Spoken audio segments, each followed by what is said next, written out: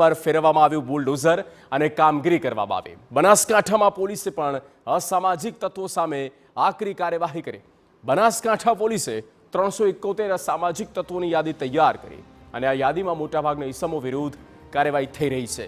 પાલનપુર, ડીસા સહિત કેટલાક શહેરમાં જાહેરમાં પોલીસ ડ્રાઈવ કરવામાં આવી, જે અસામાજિક તત્વોની છાપ ધરાવતા હોય તેવા 72 જેટલા ઇસમો સામે ગુનો નોંધ્યો છે।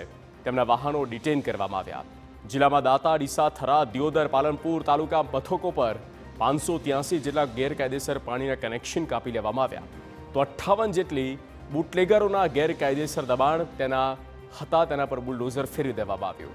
બુટલેગરોના ગેરકાયદેસર 265 જેટલા વીજ કનેક્શન પણ કાપી નાખવામાં આવ્યા છે।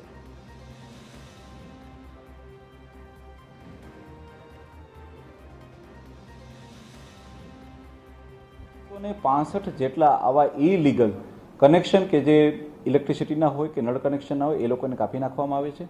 એ ઉપરાંત અલગ અલગ જગ્યાએ આવા લોકોના જે દબાણો હતા કે જે આઈધર કોઈને કોઈ સરકારી જગ્યા ઉપર હતા કે બીજી કોઈ જગ્યા ઉપર માત્ર દબાણો કરેલા હતા, એવા 58 જેટલા દબાણોને પણ જમીન દોસ્ત કરીને બુલડોઝર ફેરવીને મિફ્રી કરવામાં આવ્યા છે। આ સિવાય હજી બીજા 583 જેટલી જગ્યાઓને આઈડેન્ટિફાઈ કરી મામલતદારશ્રીને રિપોર્ટ કરવામાં આવ્યો છે। પાલનપુરમાં છલિયા નામના બુટલેગર કે જેની સામે 39 ગુના દાખલ છે, તેને ગેરકાયદેસર દબાણ તોડવામાં આવ્યા। સોનપતિ હનુમાન વિસ્તારમાં સાગર દેસાઈ ઉર્ફ બાદલ નામના વોન્ટેડ ખંડણીખોરના પાકા દબાણ પર બુલડોઝર ફેરવી દેવામાં આવ્યું। પાલનપુરમાં જૈન વિસ્તારમાં વર્ષોથી અન્ય સ્થળે સ્થાયી હોવાના લોકોના મકાનો અને જમીન ગેરકાયદે કબજાવી તેના પર બાંધકામ કરનારા સામાજિક તત્વો સામે પણ કાર્યવાહી કરવામાં આવી છે। ભાડું રાખેલું હોય, 1000 રૂપિયા ભાડું લે અલ્તાફભાઈ પહેલા મંજુબેન લેતા, 12 મહિના 2 વર્ષ પહેલા મંજુબેન લેતા પાછળ રહી, અને હાલ અલ્તાફભાઈ લે 3500 રૂપિયા। એ હાલ જ ભાડું ચાલુ કર્યું, મહિનો થયો હોય।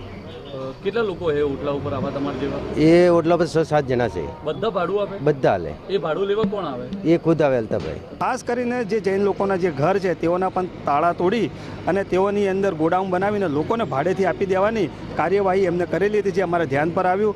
તો આજે આ અલ્તાફ સિંધી વિરુદ્ધમાં કડક હાથે કામગીરી કરી અને જે પણ એમને બાંધકામો કરેલા છે ગેરકાયદેસર એ તોડી પાડવામાં આવે છે। નગરપાલિકાનો સાથ સહયોગ, UGVCLનો સાથ સહયોગ સારી રીતે મળી રહ્યો છે।